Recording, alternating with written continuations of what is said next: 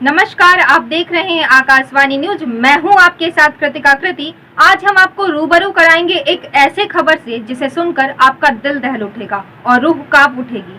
घटना छातापुर थाना क्षेत्र के मोहनपुर गांव की है, जहां भोज की टेबल पर हुए छोटे मोटे वाद विवाद और धक्का मुक्की के दौरान एक युवक उबलते पानी में जा गिरता है। इस दौरान वह गंभीर रूप से घायल हो जाता है। इलाज के दौरान उस युवक की मौत हो जाती है।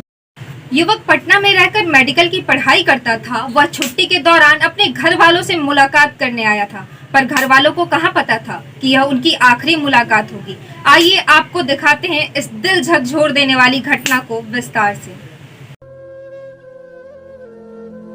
सुपौल जिले के छातापुर थाना अंतर्गत मोहनपुर गांव स्थित लालपुर हाट पर आयोजित मृत्यु भोज कृष्ण नारायण चौधरी के पुत्र सत्यम के लिए मानो काल बनकर आया था।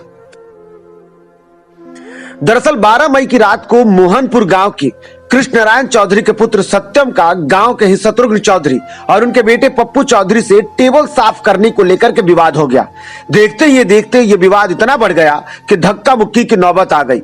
इस दौरान शत्रुघ्न चौधरी और पप्पू की जोरदार धक्के से सत्यम खौलते पानी की कढ़ाई में जा गिरा और बुरी तरीके से जख्मी हो गया, जिसे आनंद फानन में प्राथमिक उपचार के लिए प्राथमिक स्वास्थ्य केंद्र छातापुर लाया गया, जिसकी गंभीर स्थिति को देखते हुए डॉक्टरों ने प्राथमिक उपचार के बाद उसे बेहतर इलाज के लिए पटना रेफर कर दिया। वहीं पटना में सत्यम का एक प्राइवेट अस्पताल में इलाज चल रहा था। वहीं इलाज के दौरान सत्यम ने सोमवार की रात को आखिरी सांस ली।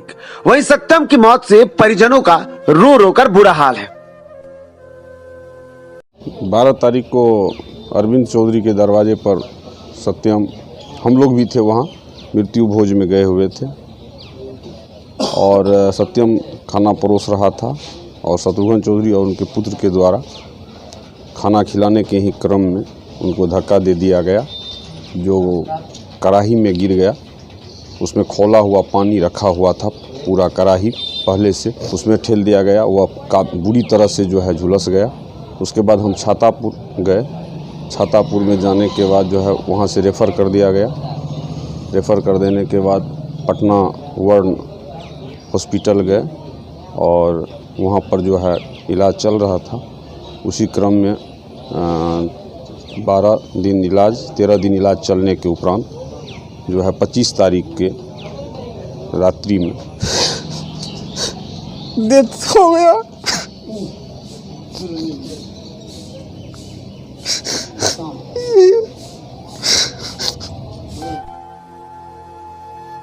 वहीं इस घटना के बाद ग्रामीण भी काफी आहत है।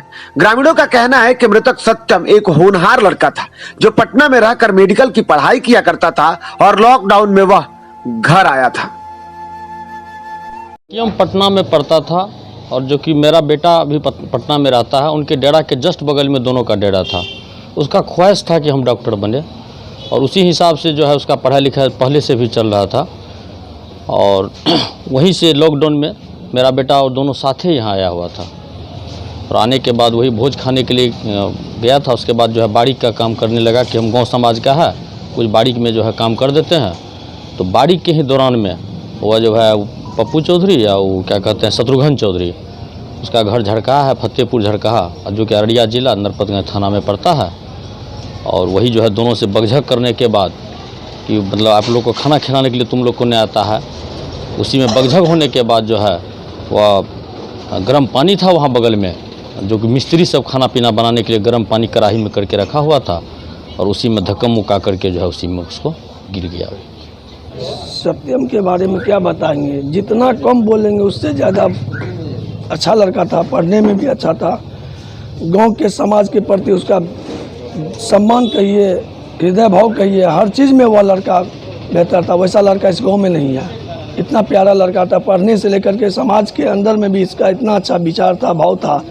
विचार अच्छा था तो गांव में लोग भोज खाने जाता है या खिलाने के लिए दूसरे को गया कि चलो परोस देते हैं, 100-200 आदमी को खिला देते हैं। इसी क्रम में यह घटना हुआ। गांव में पूरा सन्नाटा है, पूरा बहुत अच्छा लड़का था, वो हमारे गांव का भविष्य था।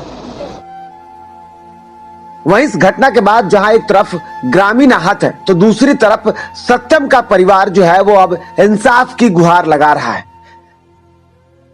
ऐसे में सबसे बड़ा सवाल उठता है, क्या सत्यम के परिवार को इंसाफ मिलेगा या सत्यम के परिवार को अभी इंसाफ के लिए और वक्त देखना होगा।